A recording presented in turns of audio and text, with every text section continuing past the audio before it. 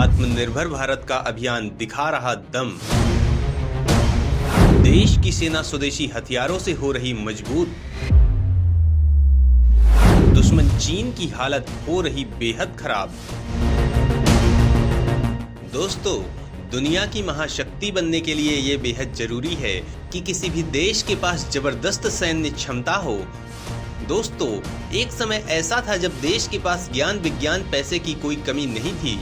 भारत दुनिया का बेहद ताकतवर देश था, लेकिन सैन्य ताकत के मामले में हम बेहद कमजोर थे। वजह ये नहीं थी कि हम अपनी सैन्य क्षमता को बढ़ा नहीं सकते थे।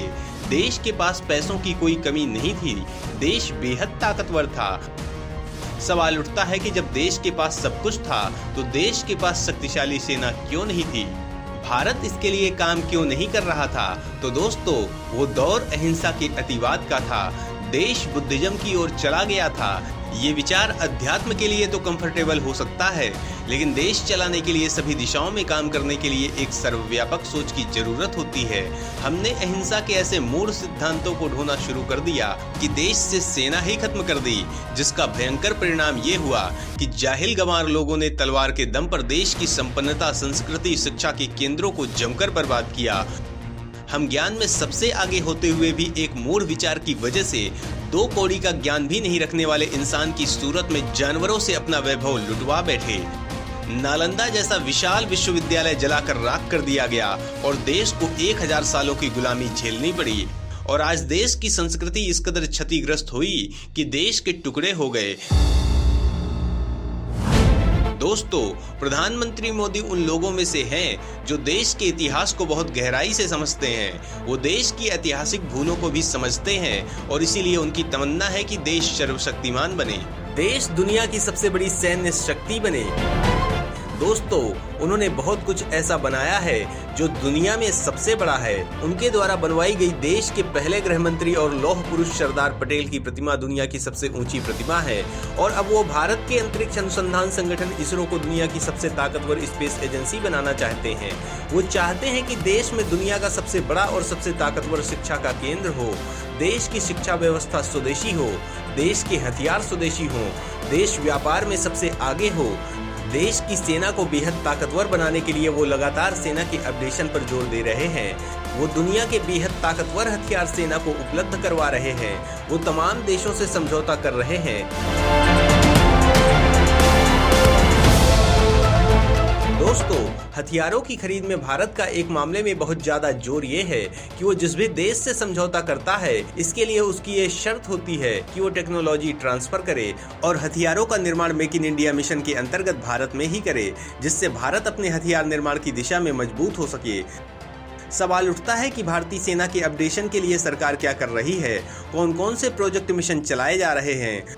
तो दोस्तों, भारत अपनी सेना को मजबूत बनाने के लिए कई मिशन पर काम कर रहा है। उनमें से एक है एफिन्सॉस, यानी कि future infantry soldier as a system. यह एक तरह का प्रोग्राम है जो थल सैनिकों के आधुनिकीकरण के लिए बनाया गया है। इससे एक सैनिक की कार्य क्षमता में इजाफा होता है। इस प्रोजेक्ट के तहत सैनिक को हल्के वजन के आधुनिक सिस्टम से लैस किया जाता है। ये हर मौसम में काम करने लायक होते हैं, कम रखरखाव मांगते हैं और किफायती भी पड़ते हैं। अब बड़ा सवाल ये है कि आखिर भारत किन किन क्षमताओं से अपने सैनिकों को लैस करने वाला है। भारतीय सेना कितनी होगी मजबूत? तो दोस्तों, एफिन्सॉस सिस्टम के पूरे गियर में सभी चीजें शामिल हैं। मसलन AK-203 असॉल्ट राइफल, जिसकी रेंज 300 मीटर तक है, इसे रूस के साथ मिलकर अमेठी में बनाया जा रहा है। इसके अलावा ballistic helmet, ballistic goggles, bullet proof jacket भी इसमें शामिल है। ये हेलमेट और जैकेट AK-47 राइफल से दागी गई 9 mm तक की गोली से जवान को बचा लेंगे। एफिन्सॉस में सैनिकों को राइफल के ऊपर होलोग्राफिक लेंस लगा मिलेगा। इससे 200 मीटर तक की रेंज में मौजूद टारगेट को तेजी से और सटीक निशाने पर लिया जा सकेगा।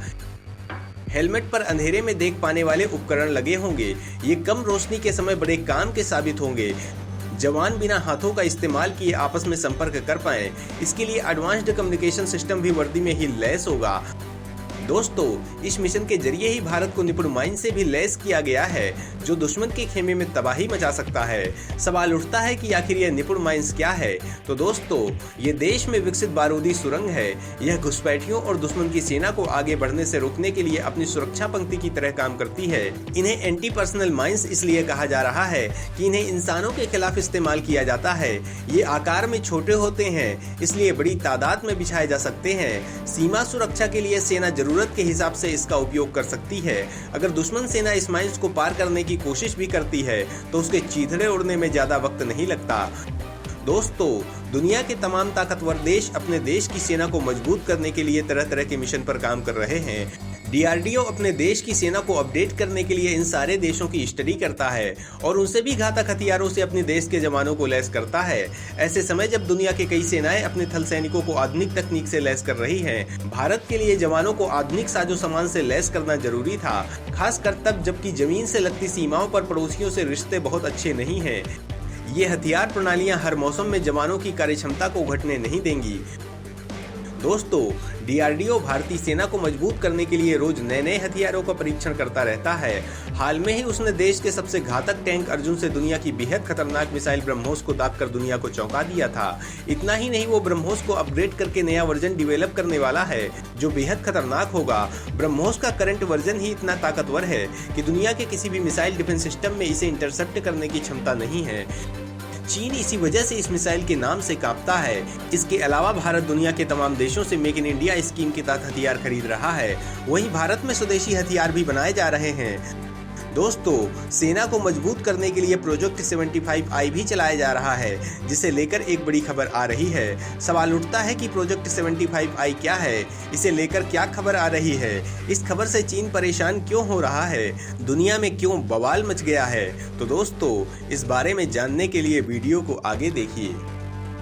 स्वदेशी पनडुब्बियां समंदर में चीन को सिखाएंगी सबक। प्रोजेक्ट 75I में जर्मनी की हुई शानदार एंट्री। दोस्तों, भारतीय नौसेना को मजबूत बनाने के लिए भारत के रक्षा मंत्रालय ने नौसेना के लिए 6 पनडुब्बियां बनाने का ऑर्डर जारी किया था।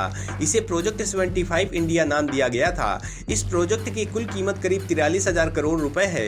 P75I प्रोजेक्ट के लिए दुनिया भर की 5 बड़ी कंपनियों को RFP यानी रिक्वेस्ट फॉर प्रपोजल भेजा गया था। इन 5 कंपनियों को भारत की 2 कंपनियों MDL या L&T में से किसी एक को चुनकर भारत में ही इन 6 सबमरीन का निर्माण करना था।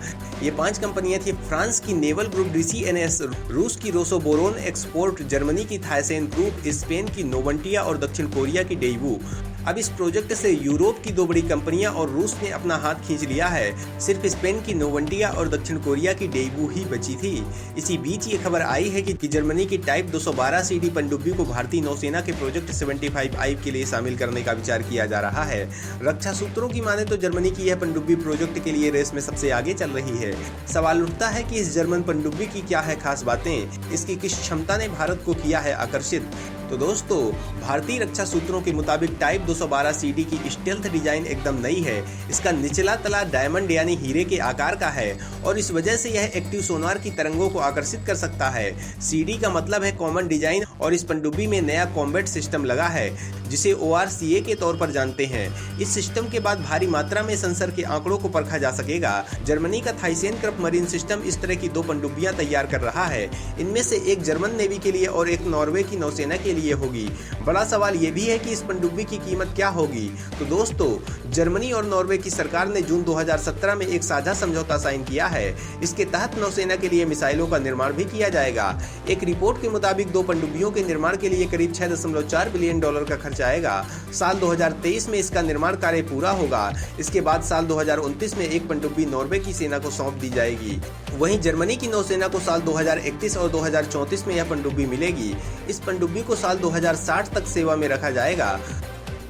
दोस्तों, सवाल उठता है कि भारत के इस प्रोजेक्ट से रूस बाहर क्यों हो गया है। तो दोस्तों, रूस के एक सीनियर अधिकारी की तरफ से कहा गया है कि जो शर्तें भारत की तरफ से रखी गई हैं वो पूरी तरह से अवास्तविक हैं। उनकी माने तो जब तक इन शर्तों को नहीं बदला जाता तब तक ये प्रक्रिया आगे नहीं बढ़ सकती है। दोस्तों, बहुत से देश टेक्नोलॉजी ट्रांसफर से हिचक रहे हैं, लेकिन भारत ने ये क्लियर कर दिया है कि वो इसी शर्त पर समझौता करेंगे। रक्षा मंत्रालय की तरफ से इस प्रोजेक्ट की डेडलाइन को 30 जून को अगले 6 महीने के लिए बढ़ाया जा चुका है। अब दिसंबर माह के अंत तक इस डेडलाइन में रूस को फैसला लेना होगा।